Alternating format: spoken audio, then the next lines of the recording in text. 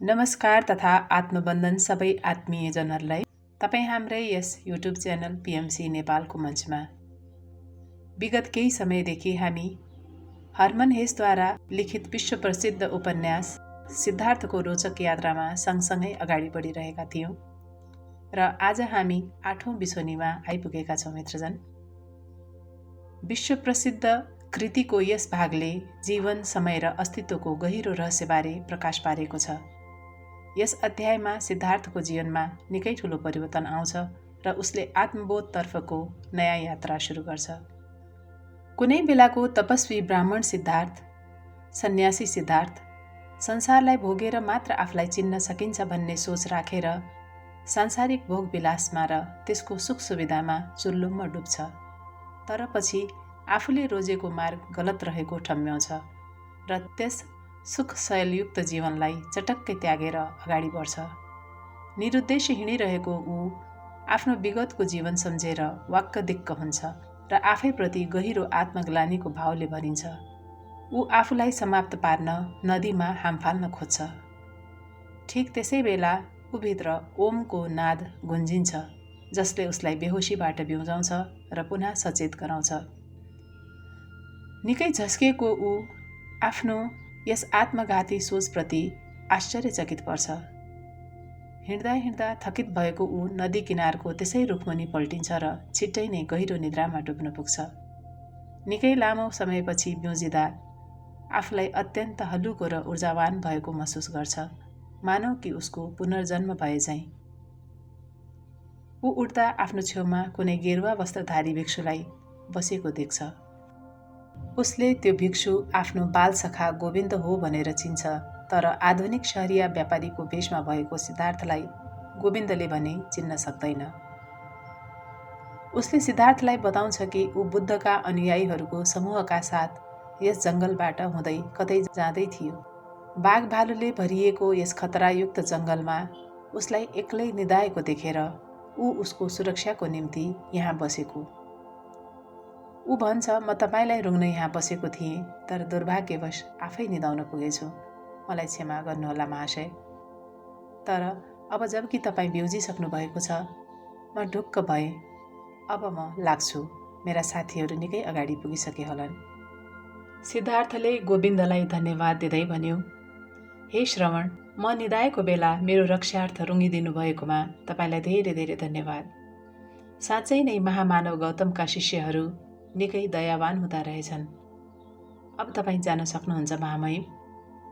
ल त म गएँ है, आफ्नो हिफाजत गर्नुहोला, गोविन्दले भन्यो। धन्यवाद भिक्षु, तपाईँलाई फेरि पनि धन्यवाद। गोविन्दले आफ्नो शिर झुकाउँदै प्रणाम भन्यो। प्रणाम गोविन्द, सिद्धार्थले फर्काउँदै भन्यो।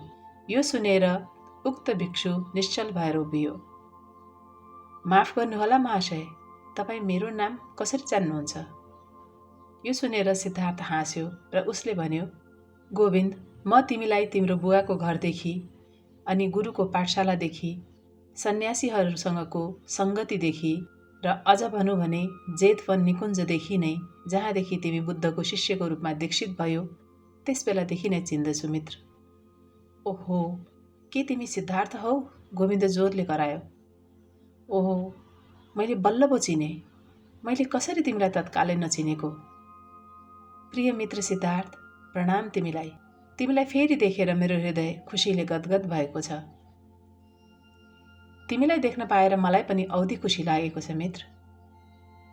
हुन त मलाई रुङ्न आवश्यक थिएन, तर तिमीले मलाई निद्रामा रुङ्गिदियौ। म फेरि एकपटक तिमीलाई धन्यवाद दिन चाहन्छु। तिमी कहाँ जाँदैछौ मेरा मित्र? गोविन्दले भन्यो, म कहीँ पनि जाँदै छैन। हामी भिक्षुहरू बर्सातको सिजन बाहेक जहिल्यै पनि हिँडिरहन्छौँ। हामी जहिले एक ठाउँबाट अर्को ठाउँमा जान्छौँ, नियमअनुसार बाँच्छौँ, पवित्र पाठ गर्छौँ, भिक्षा माग्छौँ र अगाडि बढ्छौँ। यो जहिल्यै उस्तै हो, कुनै फरक छैन। तर तिमी कहाँ जाँदैछौ सिद्धार्थ? सिद्धार्थले भन्यो, मेरो कुरा पनि तिम्रो जस्तै हो गोविन्द। म पनि कतै जाँदै छैन, केवल हिँडी मात्रै रहेको छु। म तिमी जस्तै अनन्त तीर्थाटनमा छु। गोविन्दले भन्यो, तिमीले भन्यो कि तिमी तीर्थाटनमा छौ, त्यसैले म यस कुरामाथि विश्वास गर्छु। तर तिमीलाई हेर्दा तिमी कुनै तीर्थालु भक्त जस्तो त देखिँदैनौ। तिमीले कुनै धनी मानिसले लगाउने जस्ता लुगा लगाएका छौ, जुत्ता लगाएका छौ अनि तिम्रो कपाल वासनायुक्त र मुलायम छ। यो कुनै तीर्थाटन गर्ने साधु सन्तको जस्तो त पक्कै पनि छैन। तिमीले ठिक पहिचान गर्यौ प्रिय मित्र। तर मैले तिमीलाई म कुनै साधु फकीर हुँ पनि त भनेको छैन नि। मैले त यति मात्र भनेको कि म तीर्थाटन गर्दैछु र यो कुरा साँचो पनि हो। गोविन्दले भन्यो, तर मैले आजसम्म कहीँ कसैले पनि यस्ता लुगा जुत्ता र कपालमा तीर्थाटन वा भिक्षाटन गरेको विरलै देखेको छु।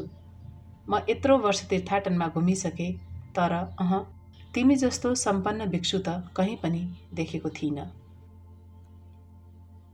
तिमीले भनेको कुरामाथि म विश्वास गर्छु गोविन्द, तर आज तिमीले यस्तै फकीर तीर्थालुलाई देख्यौ जो यस्तो महँगो लुगा र जुत्तामा छ।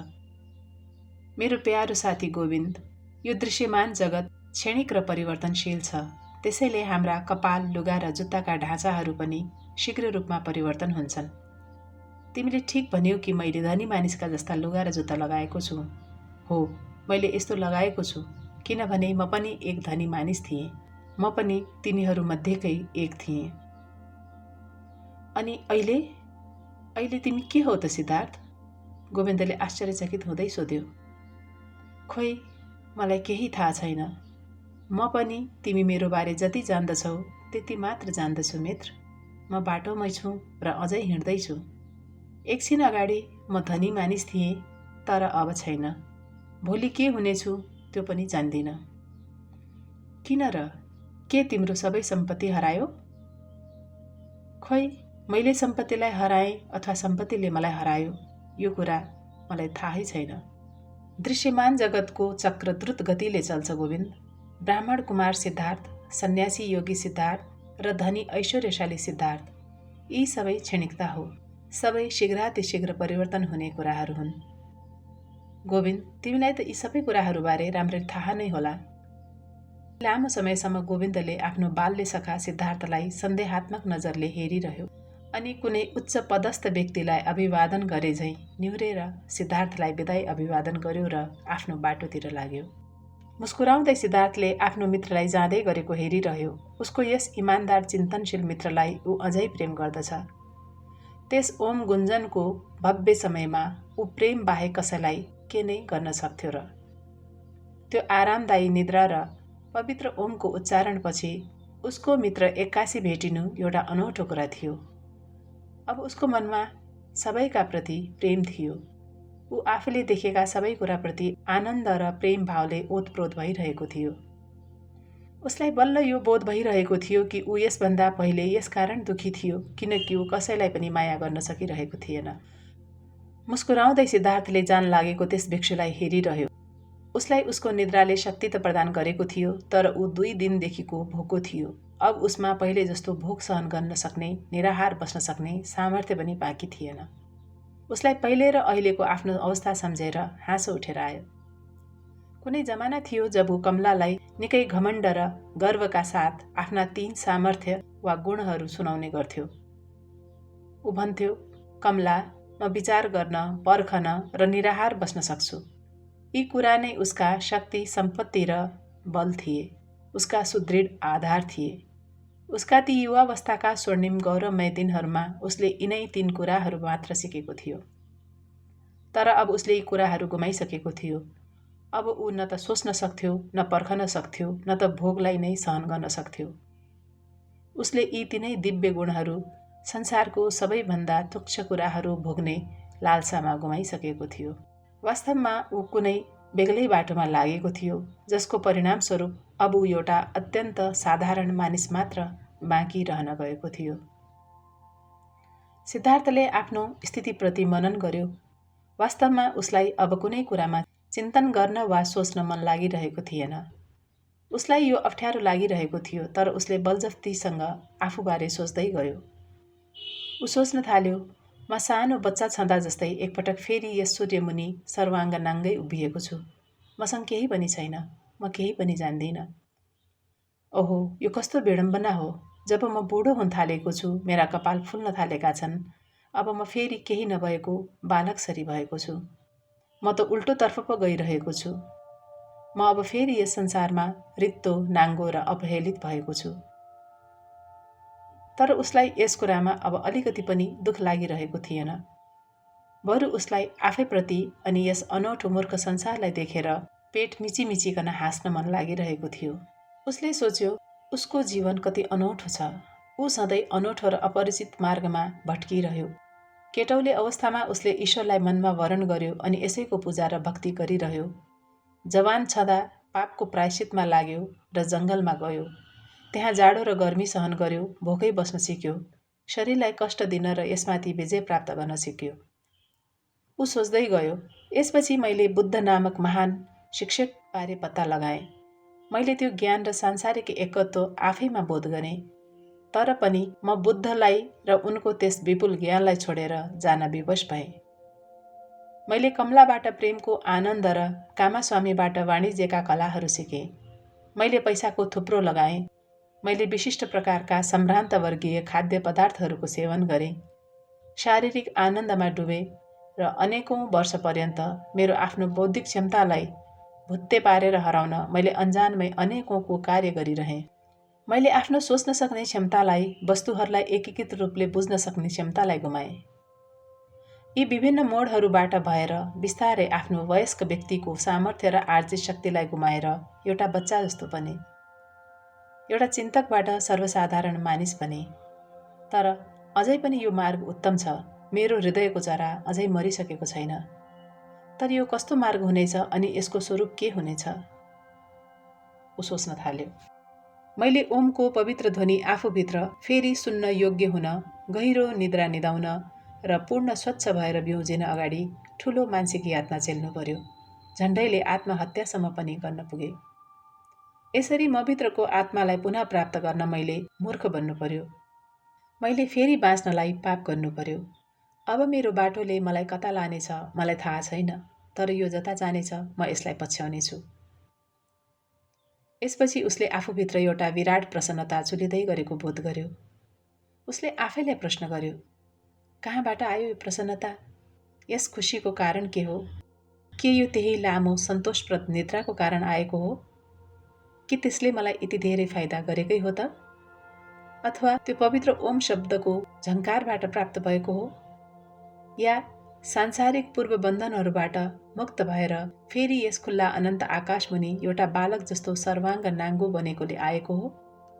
जे होस्, यो उडान, यो उन्मुक्ति कति आनन्ददायी छ।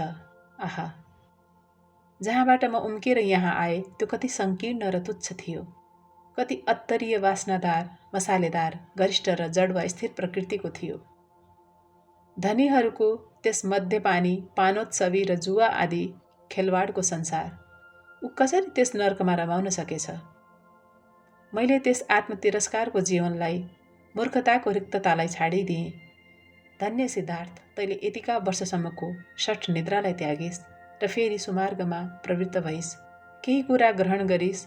आफ्नो छातीभित्रको सुन्दर गाउने चराको मृदु आवाज आखिरमा तैले सुनिस् र यसलाई पछ्याइस्। धन्य हो।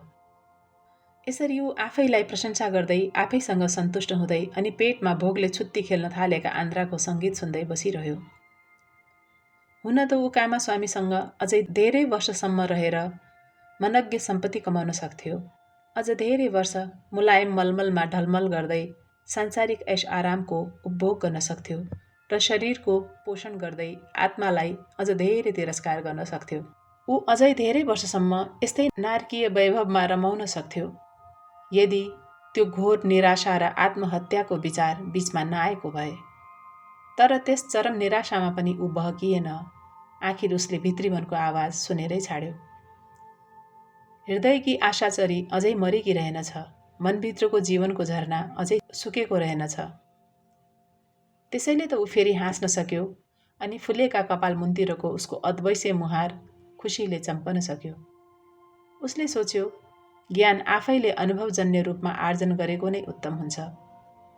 बालककालदेखि नै धन र सांसारिक सुख वैभव आदि तुच्छ कुरा हुन् भन्ने मैले जानेको त थिएँ, तर अनुभव गरेको थिइनँ।